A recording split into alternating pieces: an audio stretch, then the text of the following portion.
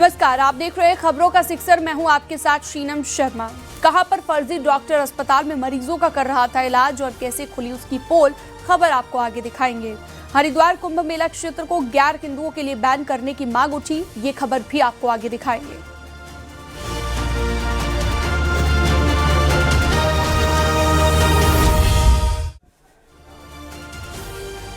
बिजनौर के medical college में एक फर्जी डॉक्टर बनकर मरीजों का इलाज कर रहा था। जैसे ही इसकी खबर दूसरे डॉक्टरों को लगी, अस्पताल में हड़कंप मच गया। मामले की गंभीरता को देखते हुए डीएम ने जांच के आदेश जारी कर दिए हैं। एजीएम और सीएमओ को भी जांच दी गई है।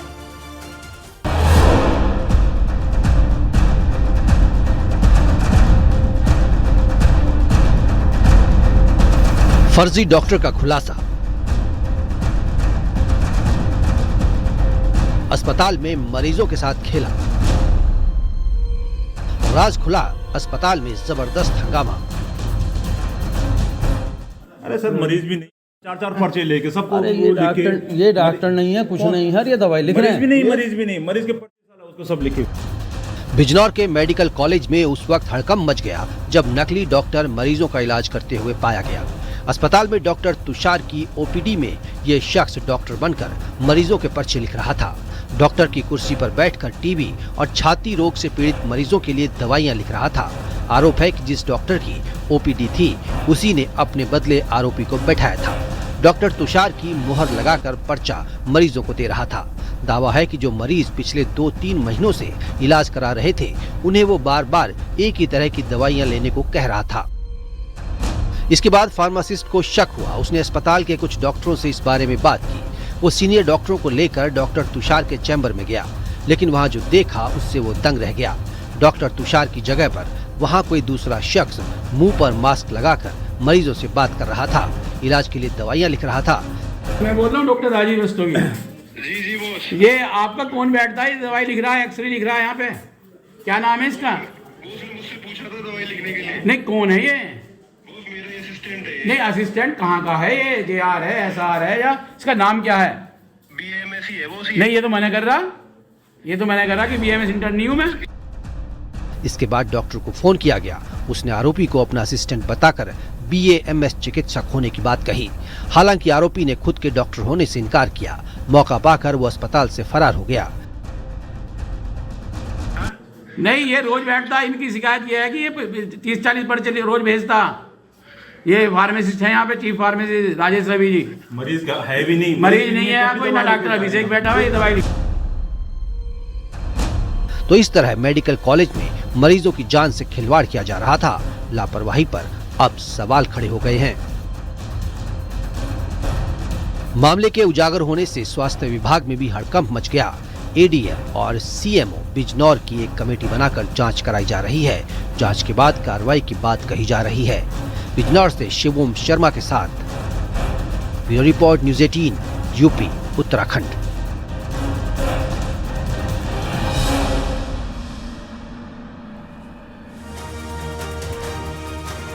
हरदोई से चौंकाने देने वाली घटना एक सामने आई। दावा यह है कि बिल्ली ने 3 महीने के बच्चे पर अटैक कर दिया, जिससे उसकी जान चली गई।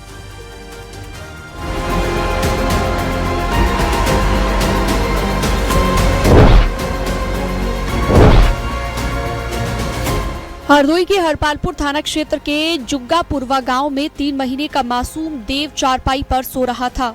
परिजन आसपास नहीं थे। बच्चे को सोता हुआ देखकर वो घर के दूसरे काम कर रहे थे, लेकिन थोड़ी ही देर में कुछ ऐसा हुआ जिससे घर में कोहराम मच गया। दावा है कि अचानक से कहीं से आवारा बिल्ली घर में दाखिल हो गई। चारपाई पर सो रहे बच्चे पर नजर पड़ते ही उसने हमला कर दिया। बच्चे की रोने की आवाज सुनकर परिजन तुरंत कमरे में गए। सामने का मंजर देखकर होश उड़ गए। शोर मचाकर बिल्ली को भगाया गया, लेकिन तब तक बिल्ली के हमले में बच्चा बुरी तरह घायल हो चुका था। उसके चेहरे पर बिल्ली के नोचने के निशान बन गए। आनन फानन में बच्चे के माता पिता उसे नजदीकी अस्पताल में लेकर गए।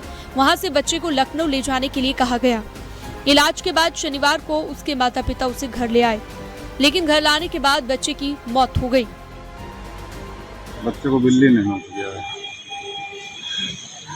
बच्चा क्या सो रहा था क्या? हाँ, सो रहा था। घटना गुरुवार शाम की बताई गई है। बिल्ली के हमले से मासूम लहूलुहान हो गया था। गंभीर रूप से घायल बच्चे को सामुदायिक स्वास्थ्य केंद्र हरपालपुर ले जाया गया। वहां से डॉक्टरों ने उसे मेडिकल कॉलेज और फिर लखनऊ ट्रामा सेंटर रेफर किया। शुक्रवार को परिजन उसे घर ले गए थे।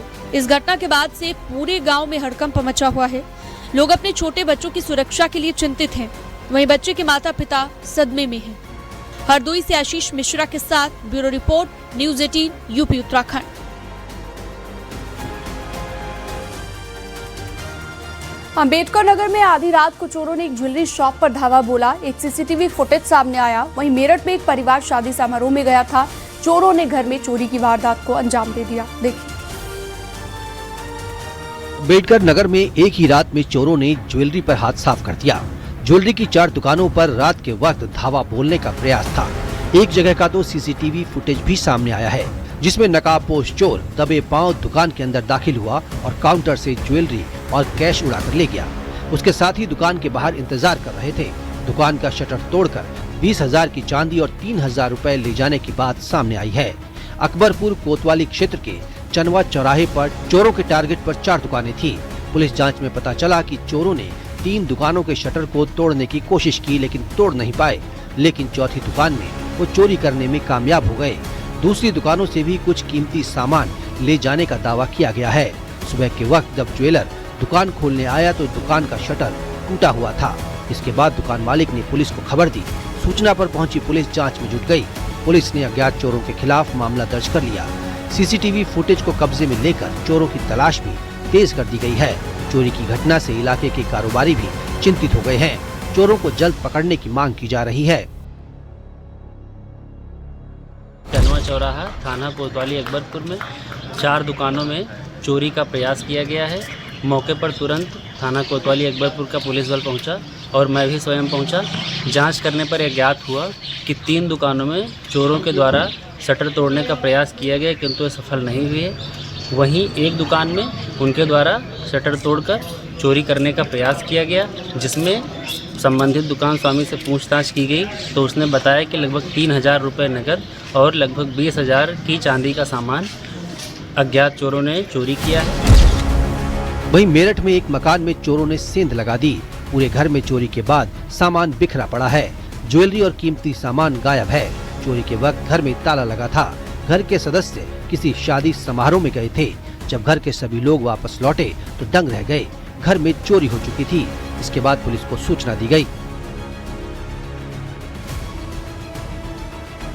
मैं जब आया तो यहाँ पे चोरी की घटना मुझे देखा। जब मैं आया तो सब ताले वाले टूटे पड़े थे, तो सब सामान चोरी हो गया। लगभग कितने की चोरी थी और आप लोग गए कहाँ थे? मैं अपनी सिस्टर के यहाँ गया हुआ था। अच्छा जी। जब मैं यहाँ पे आया 10 बजे तो जब देखा कि सब घर में एंट्री करी तो देखा ताले टूटे हुए, देखा अंदर सामान गायब है, ज्वेलरी, कैश सब गायब। लगभग कितने की चोरी होगी?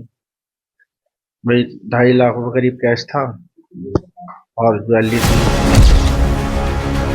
थाना कोतवाली क्षेत्र के बनियापाड़ा इलाके की ये घटना है। बताया गया है कि चोर लाखों की ज्वेलरी और कैश पर हाथ साफ करके चले गए। चोर छत के रास्ते जाल काटकर घर में दाखिल हुए और लाखों के सामान पर हाथ साफ कर दिया। दावा है कि चोरों ने घर की अलमारी से नेकलेस, अंगूठी, चेन सहित करीब 2.5 लाख रुपए की नकदी चोरी कर ली। पुलिस मामले की जांच में जुट गई। फॉरेंसिक टीम को बुलाया गया। पुलिस ने आसपास के सीसीटीवी फुटेज खंगालना शुरू किया। Bureau report, news 18 UP Uttarakhand.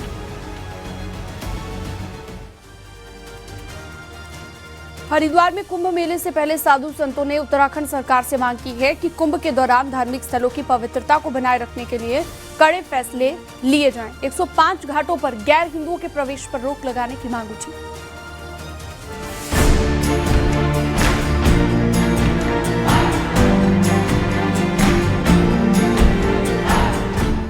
Haridwar Kumbh Mela क्षेत्र को गैर हिंदू प्रतिबंधित क्षेत्र घोषित करने की साधु संतों ने मांग उठाई। हर की पैड़ी की तर्ज पर करीब 105 घाटों पर गैर हिंदुओं के प्रवेश पर रोक लगाने की मांग की है। अयोध्या के कुछ साधु संतों ने उत्तराखंड सरकार से मांग की कि कुंभ के दौरान धार्मिक स्थलों की पवित्रता बनाए रखने के लिए कड़े निर्णय लिए जाएं। संतों का कहना है कि कुंभ मेले का आयोजन धार्मिक आस्था और परंपराओं से जुड़ा है। धामी सरकार को चाहिए कि तत्काल फैसला लेकर के उन पावन नगरी में गैर हिंदुओं का प्रवेश वर्जित कर देना चाहिए। अगर ऐसा करता है तो अत्यंत सराहनीय रहेगा। ये मैं सरकार से वहाँ का मांग करता हूँ कि पावन पर्व को देखते हुए वहाँ पर गैर हिंदुओं का प्रवेश वर्जित करने का आदेश जारी करें। मैं तो माननीय मुख्यमंत्री जी से निवेदन करना चाहता हूँ कि पूरे उत्तराखंड को गैर सनातनी को पूरे खाली करो। सनातनी के अलावा और कोई नहीं रहा है। जितने भी धार्मिक प्लेस है, धार्मिक जगह है, हर एक जगह अन्य कौम, अन्य मजहब, अन्य संप्रदाय का कौन सा काम जिनको सनातन में आस्था नहीं। हरिद्वार कुंभ मेला क्षेत्र को गैर हिंदू प्रतिबंधित क्षेत्र घोषित करने को लेकर सीएम पुष्कर सिंह धामी का कहना है कि हरिद्वार धार्मिक नगरी है, देवभूमि का देवत्व बना रहे, इस प्रकार सरकार गंभीरता से इसके साथ विचार कर रही है। पुराने एक्ट का भी अध्ययन किया जा रहा है। इस पर हम बहुत गंभीरता से विचार कर रहे हैं कि वहाँ की पवित्रता बनी रहे, वहाँ का देवत्व बना रहे। माँ जो गंगा की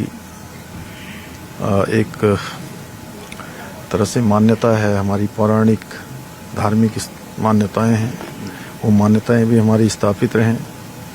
वो पूज्य स्थल का नाम और उसका महत्व वो किसी प्रकार से खराब न हो, उसके लिए हम सभी पहलुओं का अध्ययन कर रहे हैं। और पहले के जो हरिद्वार के एक्ट वगैरह बने हुए हैं, जहां संत मुखर होकर अपनी मांग उठा रहे हैं तो वहीं इसका विरोध शुरू हो गया है।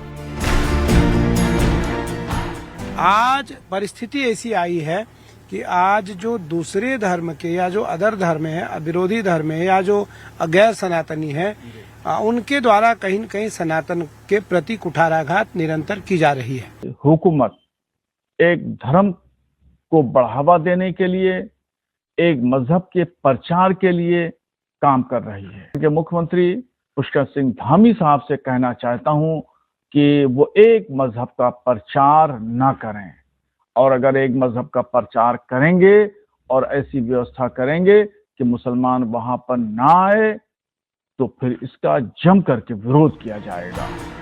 अब सरकार इस पर क्या फैसला लेती है ये देखने वाली बात होगी। हालांकि सरकार की तरफ से अब तक इस पर कोई आधिकारिक घोषणा नहीं हुई है। Bureau report, news 18 UP Uttarakhand.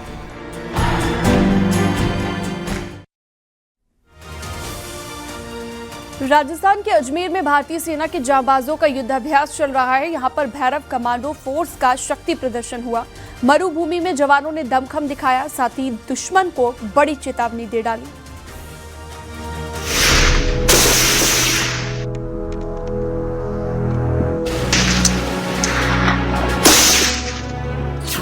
Ajmer में वीरों ने दिखाया दम।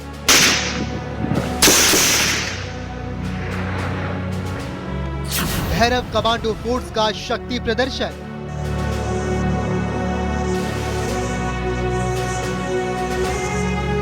वो वार करेंगे, दुश्मन देखता रह जाएगा।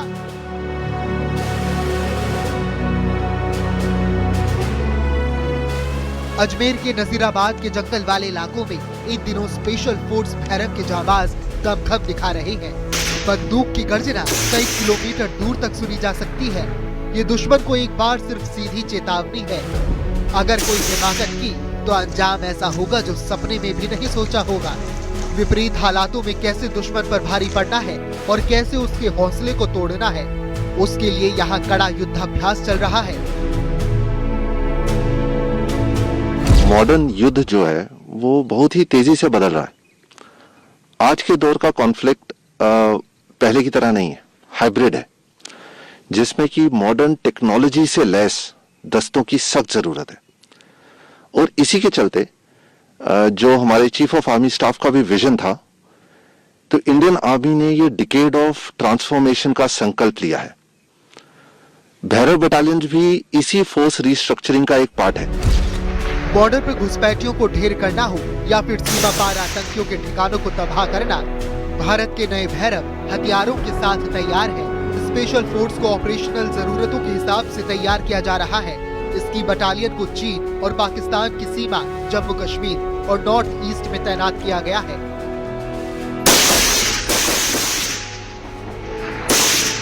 अगर आप इस बटालियन की बात करेंगे तो जो हमारी जो बटालियन है वो डेजर्ट सेक्टर में किसी भी चुनौती को दिए हुए उसको पूरी तरह से अंजाम देने के लिए सक्षम, तैयार और मॉडर्न टेक्नोलॉजी से पूरी तरह से लैस है। इनफैक्ट पिछले 5 महीनों से हम लोग लगातार नए वेपन्स पे और मॉडर्न टेक्नोलॉजी पे ट्रेन कर रहे हैं। In fact I feel very proud, अगर आप मेरे से पूछेंगे तो मेरे को गर्व है इस बटालियन पे कि जिस तरीके से इन ट्रुप्स ने ट्रेनिंग के दौरान ये क्षमता हासिल की है और नए टेक्नोलॉजी को अपनाया है, वो सराहनीय है। ये बटालियन दुश्मन को किसी भी हालात में पटखनी देने को तैयार है। इसे पूरी तरह से नई टेक्नोलॉजी से सशक्त किया गया है। Bureau report, news 18 UP Uttarakhand.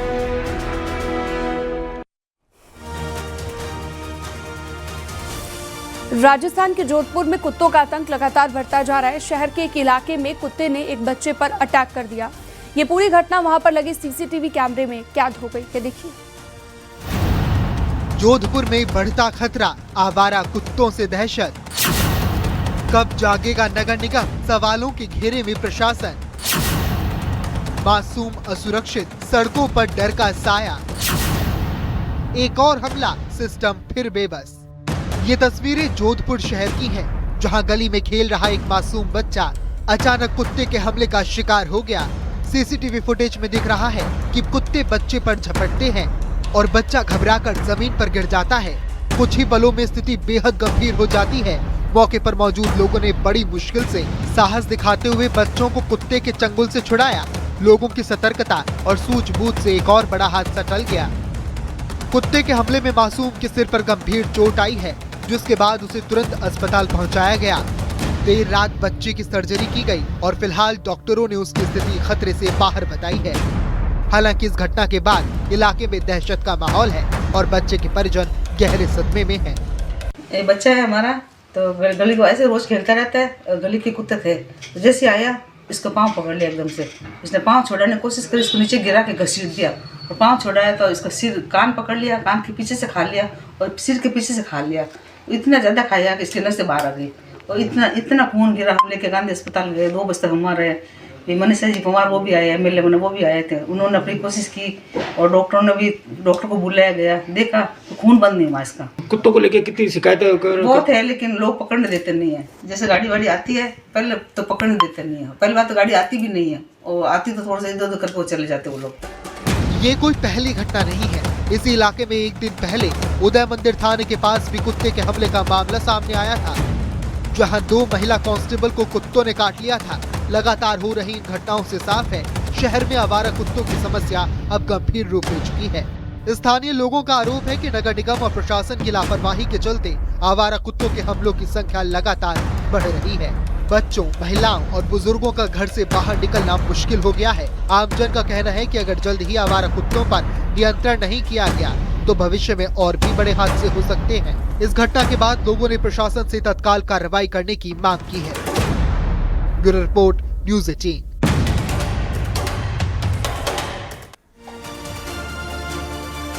Ballia में डायल 112 पुलिस की टीम ने एक जागरूकता अभियान चलाया। इस अभियान के तहत कई जगहों पर नुक्कड़ नाटक के जरिए लोगों को कानून, सुरक्षा और सरकारी योजनाओं के प्रति जागरूक किया गया।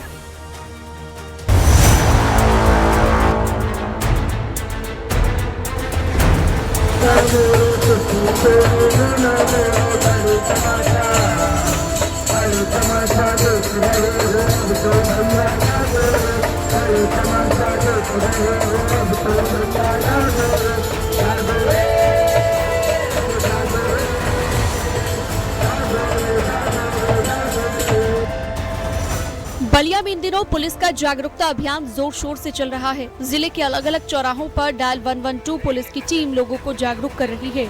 नुक्कड़ नाटक के जरिए लोगों को कानून, सुरक्षा और सरकारी योजनाओं के बारे में बताया जा रहा है। बड़ी संख्या में लोग नुक्कड़ नाटक देखने पहुंचे। राम के लावन की बिटिया की बात नहीं करे थे। अरे जो कॉपी किताब में पढ़ाई जात हम कविता की बात करें। आती है। हाँ तो सुना बेटा। सीटी गोलगप्पा पढ़े न जाए मोर बप्पा, मास्टर मारिन गाले पर भैंस घुस गए नाले। ये पक्का तुम पर गवाह है, तुम पर गवाह है, तुम पर गवाह है। 112 इमरजेंसी नंबर होता है। 112 नंबर डायल करने पर पुलिस, फायर ब्रिगेड, एम्बुलेंस की मदद ली जा सकती है और यही पुलिस की टीम लोगों को समझा रही है। अपराध से बचने के उपाय भी बताए गए हैं।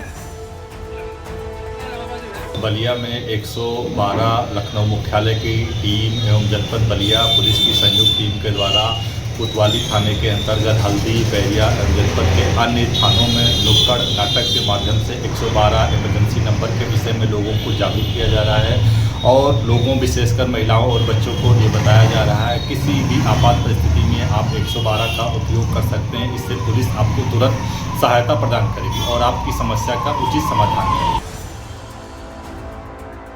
नुक्कड़ नाटक के जरिए महिलाओं को रात्रि महिला एस्कॉर्ट सेवा के बारे में बताया गया। उन्हें जानकारी दी गई कि रात 10 बजे से सुबह 6 बजे तक अकेली महिलाएं यूपी में 112 पर कॉल करके सुरक्षित अपने गंतव्य तक पहुंच सकती हैं। यूपी सरकार अपराध पर जीरो टॉलरेंस की नीति पर काम कर रही है। पुलिस भी लगातार हाईटेक होती जा रही है। वहीं ट्रैफिक नियमों का पालन कराने पर अभियान में जोर दिया जा रहा है। बलिया से रत्नेश कुमार सिंह के साथ bureau report, news 18 UP Uttarakhand. Delhi में शरदोत्सव महोत्सव का आज आखिरी दिन है। उत्तराखंड के सीएम पुष्कर सिंह धामी भी शब्दोत्सव महोत्सव में पहुंचे, जहां पर उन्होंने मंच पर एक कविता सुनाई। उन्होंने ये कविता कई साल पहले लिखी थी। आप कह रहे हैं, मैं 2 लाइन सुना देता हूं। एक मैंने बहुत पहले लिखा था। जी जी।